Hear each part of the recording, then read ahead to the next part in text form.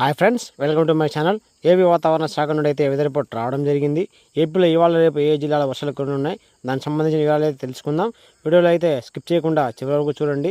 ఈ video information మీకు నచ్చినట్లయితే ఈ ఛానల్ని సబ్స్క్రైబ్ చేసుకొని లైక్ చేసి మీ ఫ్రెండ్స్ అండ్ ఫ్యామిలీ మెంబర్స్కి షేర్ చేసి నాకు సపోర్ట్ చేయండి.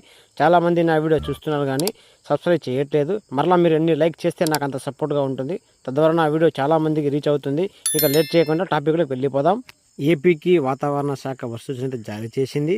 ఆంధ్రప్రదేశ్, తెలంగాణలో ఆగ్నేయం అరేబియా సముద్రం దాని అనుకున్న కేరళ తీరంలో ఉపరితల ద్రోణి అయితే కొనసాగుతూ ఉంది.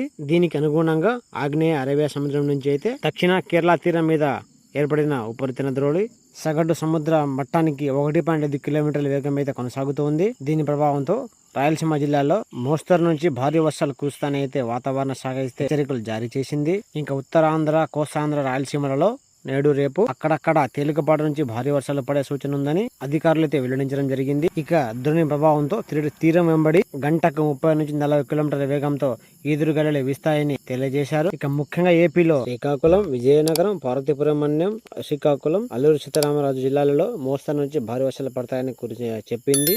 అందు తర్వాత ఇంకా కర్నూలు, చిత్తూరు, నంద్యాల, అనంతపురం, తిరుపతి, వైఎస్ఆర్ కడప జిల్లాల్లో మోస్తరు నుంచి భారీ వర్షాలు పడే అవకాశం ఉందని వాతావరణ శాఖ అయితే హెచ్చరికలు జారీ చేసింది. ఇకపోతే అనకాపల్లి, ఎన్టీఆర్, వెస్ట్ గోదావరి, ఈస్ట్ గోదావరి అయితే భారీ నుంచి అతి భారీ వర్షాలు పడే అవకాశం ఉందని వాతావరణ శాఖ అయితే హెచ్చరికలు జారీ చేయడం జరిగింది.